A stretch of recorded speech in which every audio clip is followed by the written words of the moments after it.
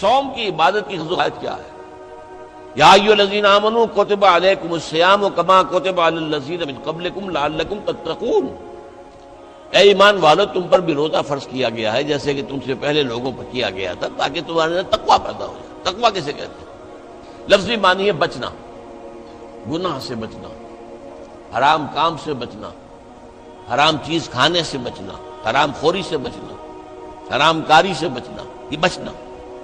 وقا یقی کے معنی ہے بچانا، وقنا عذاب النار، ہم دعا مانگتے ہیں اے اللہ ہمیں آگ کے عذاب سے بچا لے۔ تو وقا یقی بچانا، اتقا یتقی بچنا، خود بچنا، تاکہ تم بچ سکو، تمہارے اندر تقویٰ پیدا ہو جائے، تم اللہ کی نافرمانی سے بچو، گناہوں کے ارتکاب سے بچو، حرام خوری سے بچو، اس لیے تمہارے اوپر روزہ فرض کیا گیا۔ اب اس کی حکمت کو سمجھیے۔ دیکھیے ایک ہے ہماری خودی، ہماری انا۔ جب میں کہتا ہوں میں، تو میں سے مراد کیا ہے؟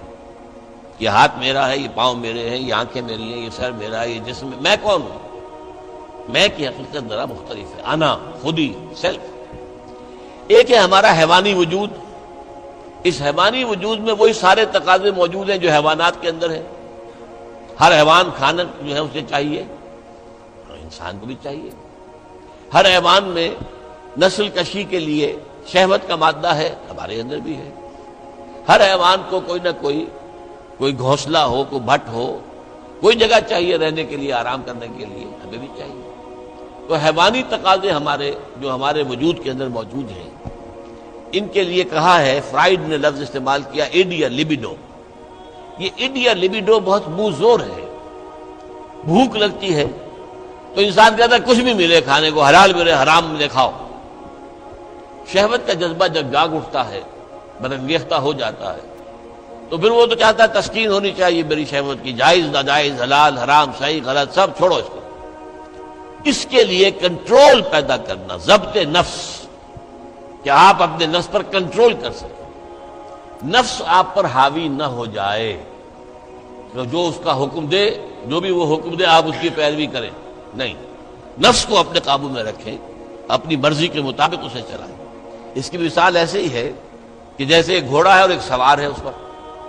اب اگر گھوڑا منہ زور ہے، طاقتور ہے، اور سوار بیچارہ کمزور ہے تو کیا ہوگا؟ گھوڑا کہیں پٹک دے گا اس کو، کہیں کسی کھائی میں پھینکے گا یا کچھ اور کرے گا۔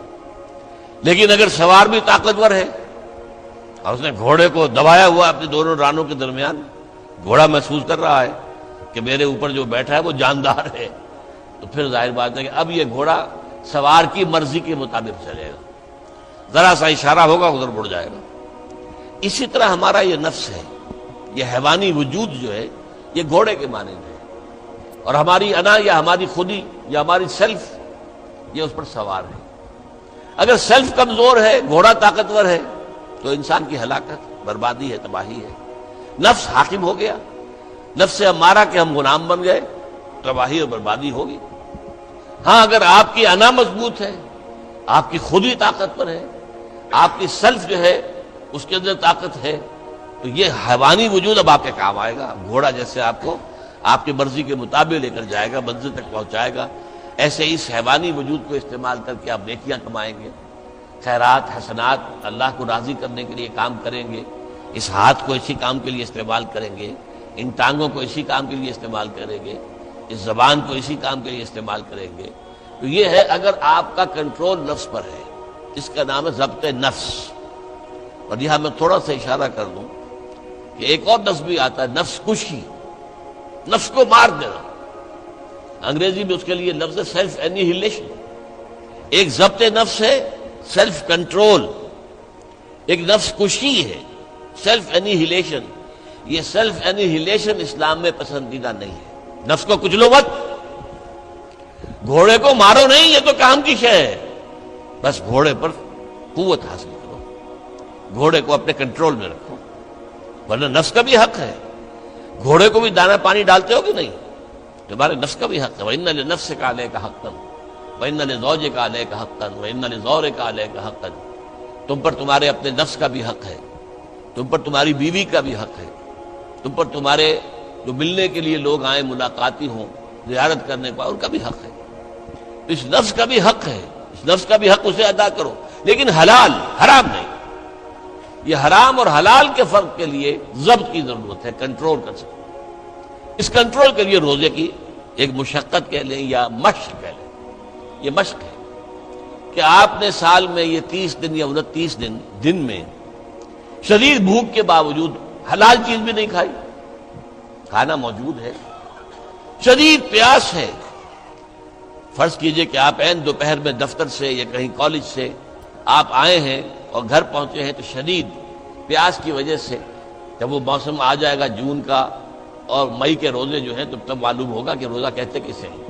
ابھی تو ہم کچھ دنوں سے عادی ہو گئے ہیں، سردی میں روزے تھے، روزہ کچھ کہتا ہی نہیں تھا، اب بھی ذرا ہے، کچھ تھوڑا سا رنگ دکھا رہا ہے، لیکن اکتوبر کا مہینہ ہے، اس میں وہ گرمی تو نہیں ہے نا۔ لیکن ہو سکتا ہے کہ اس وقت اگر روزہ ہو تو گلے کے اندر کانٹے پڑے ہوئے ہوں گے پیاس کی وجہ سے، اور گھر میں پہنچے تو معلوم ہے پانی موجود ہے، فریج موجود ہے، ٹھنڈا پانی موجود ہے، برفاب اور بھی ڈرنکس موجود ہیں، روح افزا کی بوتل رکھی ہوئی ہے، نہیں پینی۔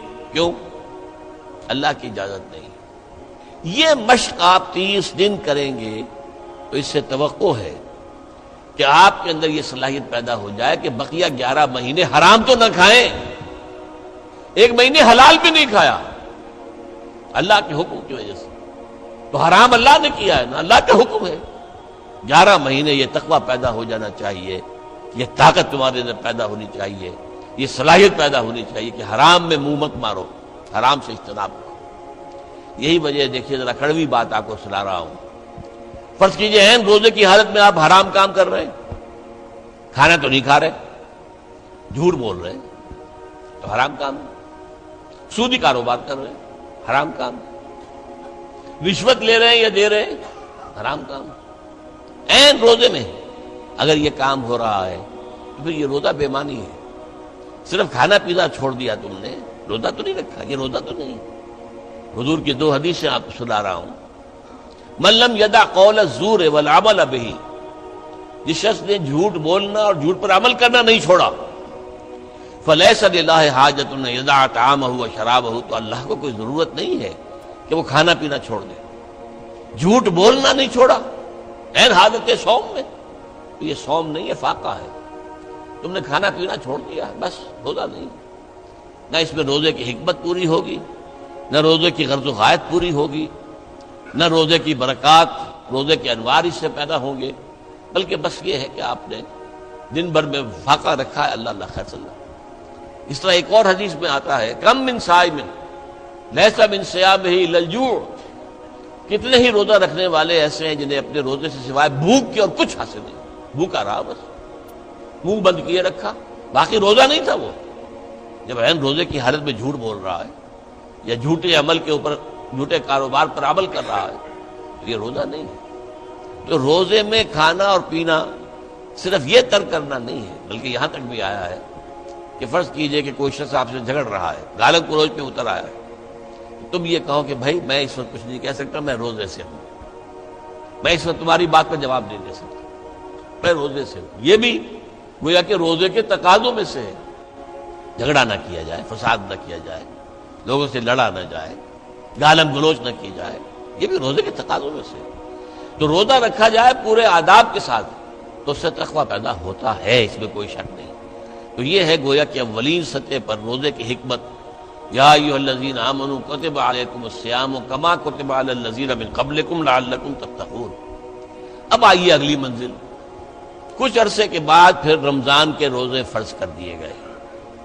شہر رمضان الذی انزل فیہ القرآن ھدی للناس وبینات من الھدی والفرقان فمن شہد منکم الشہر فلیصم۔ رمضان کا مبارک مہینہ وہ ہے جس میں قرآن نازل ہوا، اور قرآن کیا ہے؟ لوگوں کے لیے ہدایت اور حق و باطل میں امتیاز کی بینات، روشن چیزیں، واضح چیزیں، کھلی چیزیں، بین چیزیں۔ تو جو کوئی بھی تم میں سے پائے اس مہینے کو، نہ